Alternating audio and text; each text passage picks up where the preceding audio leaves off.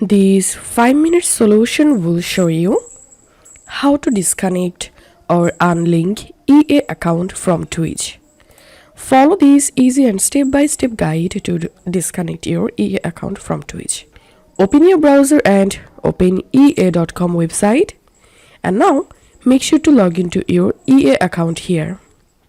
Once done, click on your profile and click on account settings.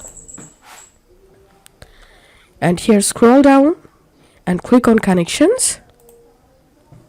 And here scroll down and you will get Twitch. To disconnect EA from Twitch, click on unlink.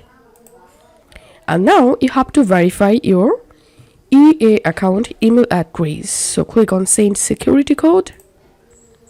And now you will get a verification code to your email address. So all you have to need, just put the verification code here and click on submit.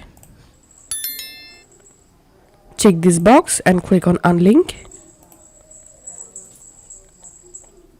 And that's it. This is how we can disconnect EA account from Twitch. If you find this video helpful, make sure to subscribe 5-minute solution. See you in the next video.